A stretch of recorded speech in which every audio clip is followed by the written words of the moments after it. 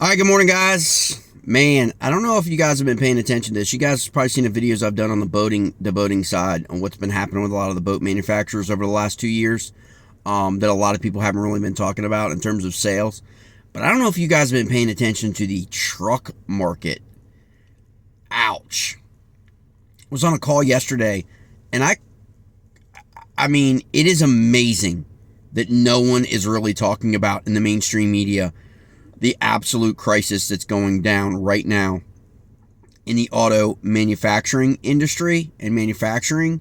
But in particular, I always pay a lot more close attention because of the fishing community in terms of the trucks. Like, we all know that, like, the pickup truck and the truck, okay, is personified as a working class vehicle. It just is. It is the vehicle of the working class. In all parts of the country. It is, right? And we didn't really hear that much about the auto industry outside in this last election cycle, outside of like Michigan and a couple stories and a couple who the unions were going to support in the election. This kind of they didn't really get into the whys. Why did Trump win Michigan? Why did he win those battleground states where like there's massive production facilities for automobiles, but in a big part, Toledo and the Toledo line, the Mac line, all that stuff is in those battleground states for trucks, right? And it's unbelievable how many people are about to get the pink slip. Thousands have already gotten the pink slip. All right, over the last like 6 to 8 months. Coming up here, it's going to be brutal. And so what's that going to do to like the fishing community in terms of right now? You got a lot of anglers right now. It's the off season. Guys are changing boats. Sometimes they're changing brands. Sometimes they're changing models. Sometimes they may be changing trucks, right? Depends on what their sponsor deals are. But most of us, we don't have the luxury of a sponsorship deal. We don't have the luxury of getting a new truck, a brand new truck, and a brand new boat provided every season, like, say, the pros do. All right? And so most of us have to pay particular attention to prices, right? And pricing and a model availability. Well, Dodge just freaking released the fact that, like, there are product lines in the Dodge family of trucks that I know here a lot of people love are done. Like the 1500 and like trucks like that are just going to go away. They're just not, they're going to not make them anymore. Like, and it's crazy to think that.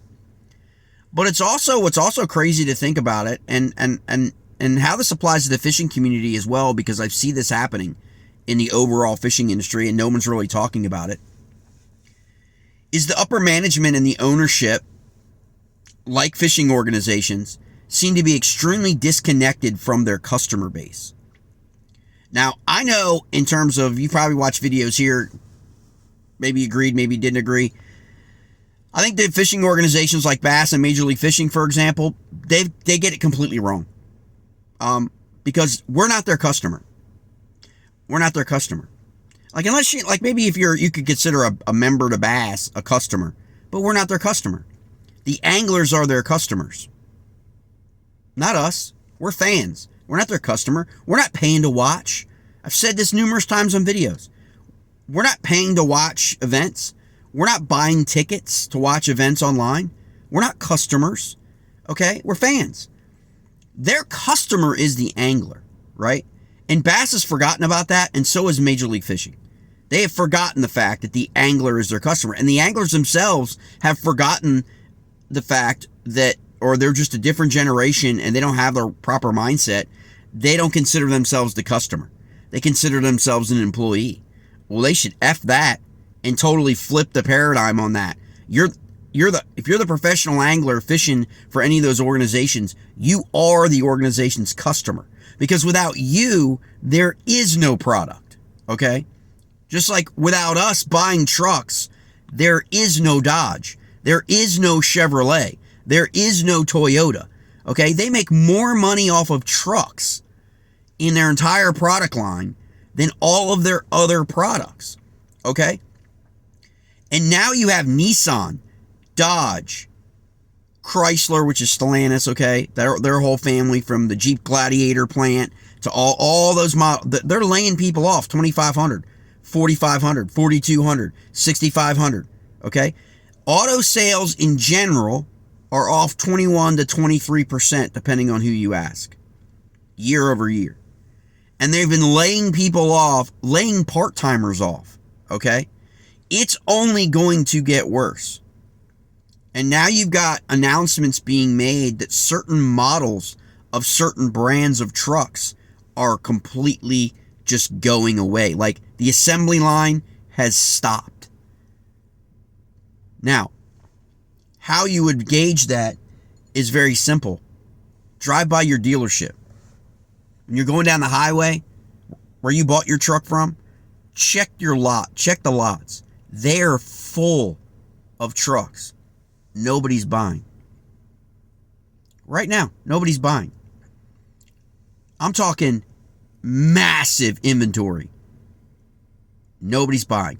And if nobody's buying the new truck, then there's no trucks available in the used market because nobody's trading in a truck. Okay? And so then you've got this total backlash of consequences that stem from the fact that no one's willing to buy. And why is that? And just like Bass and just like MLF, the upper management, the suits running the show, forgot who their customer is. You can't forget who your customer is. And that's what they've done. Remember when trucks, man, remember, and I know this, I'm a little older, but remember when trucks were like $35,000 to $55,000, and you could get 15 years ago, like if you were spending $65,000 on a truck, you got like for every bell and whistle there was, and it was just crazy sick for 65 grand. But people back then, paying $65,000 for a truck raised eyebrows. 65 now is the baseline for a lot of trucks, meaning you can't find one less than 60 grand. That's a truck. I mean, now I'm talking like not the lower end model. All right, I'm talking about a good utility, a good truck. All right. And a lot of these manufacturers produce trucks in that $85,000 to $110,000 price point, completely forgetting their customer is the working class, right when the working class is getting pinched with inflation across the board, right? Everything from grocery to insurance. Think about that. You're buying a brand new truck for $85,000 in 2023, 2024. What's your insurance on that truck going to be compared to what it was a decade ago? Everything's more expensive, so sales are declining. People aren't willing to spend $85,000 on a truck. People aren't willing to spend $92,000 on a Gladiator from Jeep. Shocker. It's like, who's your market? It's almost like they turned the truck market for working class folks into the sports car market. Because you think about it. When I was 25 years old, which is 25 plus years ago, I get it. Sports cars were 80, 90, 100,000. And how many of those did we see on the road? Like, how many realistically of those cars, did you see on the road, right? Now trucks are that. Sports cars are 150, 170, okay? But trucks are not 80, 90, $100,000, okay? And you're looking at $1,200 a month, $50. Like, I've seen it and talked to people that are spending over $1,000 a month on their truck. Guys, I don't know how old your parents are. I know how old mine are. Okay? Like, that was twice what their mortgage was. 3 times their mortgage on their first home when they bought a home. Think about that. $1,000 minimum a month for trucks now. This is why their inventory is just crazy. Just go down your main road. Go down and look. Go look. And that's a sure tell sign. I don't know about you guys, what you guys do, but financially for me, as an investor, I short all those freaking auto stocks. Okay? Like, they're all going to come crashing down. Ain't nothing going to save them unless Trump steps in with the government again. And that was their problem the first time. See, all this stems from, what did those auto manufacturers do when they got the bailout with Obama? When they got the bailout before, okay? That didn't benefit us. Car prices continuing to go higher, and higher because they got all that government juice, okay, that saved their companies. I'm just saying, you've got brands now that are basically hanging on the vine. Like, I mean, they cannot sustain another quarter or 2 quarters of sales being off 20-30%. Trucks are worse, okay? And they're laying off the people that are making the trucks, which means the trucks aren't going to be made anymore. Now that helps the company, but at the end of the day, you know, if you're laying people off and you're not producing trucks, that's how they're trying to address the squeeze and the rise in inventory and nobody buying. That should benefit you and me. That's how I look at it. That's how you should look at it. Because the prices are going to come down. They have to come down because they're not selling. And this is why I'm doing the video, is I just last night had a call to where, I mean, if you stay connected with people and if you're in the market, you know, you should always stay connected with your dealers, your sales guys who you've bought vehicles from before. I mean, they keep a list. They're like real estate agents. They keep a list of people's names and contacts, or at least the good ones do, to let you know what's happening in the market, let you know what they got on the lot, let you know. Well, if you're a Ram fan, you're talking about $20,000, $25,000 off that $80,000 Ram coming next month, going into the new year. You're talking about an $80,000 truck, baseline, $55,000, $60,000, and then negotiate. So you're going to be able to negotiate that vehicle back down to what we were paying for trucks a decade ago, or more than a decade ago, in that range. They forgot who their customer was. Their customer is not someone who wants to drop $1,000 a month on a truck. Okay? Because they can't, not that they don't want to, they just can't afford to. Okay? Can't afford the insurance and the car payment, right? And so they've been holding on to these trucks longer. They're not trading them in. And that's what these companies have gone into. And that's what's happening in the fishing communities. You're going to find, you know, I mean, these boats are getting bigger, heavier. Everything about bass boats has changed in the last decade, you know, last 2 decades, right? So you need yeah, you can pull the current boats, you know, with the typical normal vehicles with a hitch and all that stuff. But what's the wear and tear on that vehicle? That's what people have found in the last 5 years, is their tow vehicles are actually, they're spending more money on repairs and more money on issues because the boats have gotten heavier. The boats have got, everything's changed a little bit. And so they're putting more wear and tear on their tow vehicles. They're spending more money on repairs. They're going to keep that used truck longer. Therefore, they're going to be paying for more repairs. It's one of those cycles, right? And so you couldn't just go and hop and get a new vehicle every year. We're not professional anglers.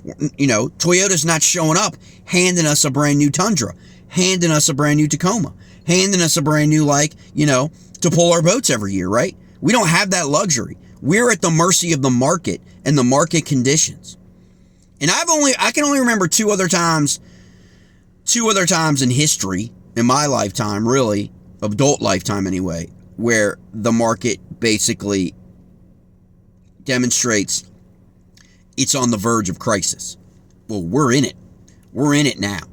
So I don't know if you guys pay attention to it. I don't know if you follow this stuff, but if you've got a truck and you're looking to buy a truck, you're looking to you know, upgrade your truck, if you're in that position financially where you can get it. Most people prefer not to have a car payment or a truck payment. Totally agree. Think that's a smart way to go in this economy, has been for the last couple of years. But if you're in that position, sit on your hands for about 2 months. Don't buy a truck right now. Okay? That's what I'm going to tell you. All right? Because the prices of all of these trucks are about to start plummeting on these lots. There's no more used trucks at the auction lots. Nobody is buying trucks. There's no used vehicles coming in to the marketplace because people are buying trucks. That's putting the pressure on the dealers to either A, make some drastic decisions or liquidate to move their inventory, or, as we've already seen, dealerships face bankruptcy. They're sitting with hundreds of millions of dollars of inventory sitting on their various lots. Some of these guys that have dozens of dealerships. Hundreds of millions of inventory that they cannot move. This is just the truck side. It's going to come to the car side as well. But this is the truck side's getting hit first because A, it's the working class vehicle, and B, they overpriced their product and forgot who their customer was. This is what happens when you let companies get bought by foreign companies who don't understand Americans. I'm just saying. And if you think the trucking industry of our trucks and the auto industry is alone, they're not. Look who's buying our food. Look who's buying our cattle. Look where we're getting our beef from, because it isn't from America. Okay? One of the top 4 packers is not even owned by Americans. Okay? For our meat. And where's that meat going to be coming from in the next 5 to 10 years? Brazil. Okay? And so we need to start really thinking, about paying attention to who's buying these companies and why they're doing what they're doing, and why we're letting foreigners buy our companies, buy our brands that are our brands that are American. I mean, come on. Trucks are an American thing, okay? Pickup trucks are an American thing. No different than baseball and apple pie, okay? And yet, they lose contact with their market and their customer. That they want to produce more vehicles north of $85,000 than the number of vehicles to suit the marketplace in that 45 to 55 range, where working class people could actually buy the truck. Anglers could actually buy a brand new truck for their brand new boat. Okay? But it's just getting, and it doesn't matter, guys, how easy it is to finance, or easier or longer term. Now you can finance for 6 years, 7 years, 8 years, whatever. That never used to be the case 10, 20 years ago.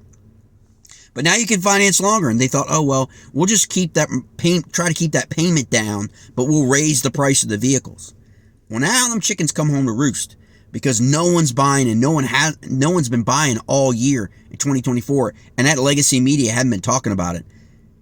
They haven't been talking about it on the news. Have you heard anything really on the news about this crisis? Have you heard anything? No. You didn't hear about it during the election because they knew it would look bad for Biden when Biden was running. And then everyone just got caught up in the whole that Kamala crap. Okay? And they didn't talk about it because they didn't want to hurt their candidate. Well, now their candidate got freaking blasted. And now it's all going to fall on Trump, because Trump's about ready to take over. And this is what he's walking into.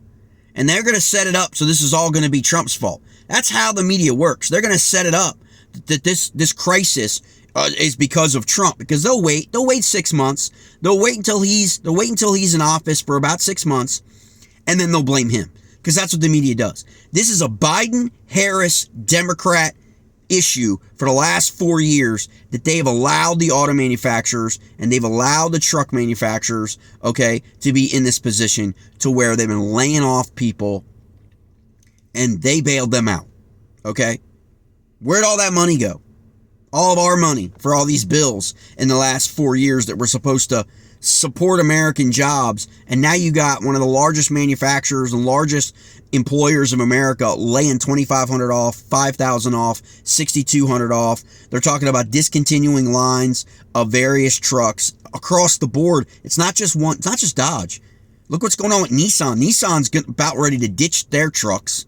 It's gonna come.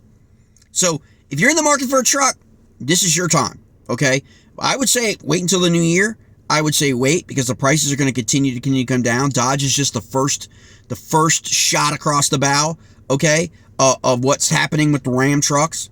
But just pay attention, because it's going to come to everything else. It's going to come to the boats next.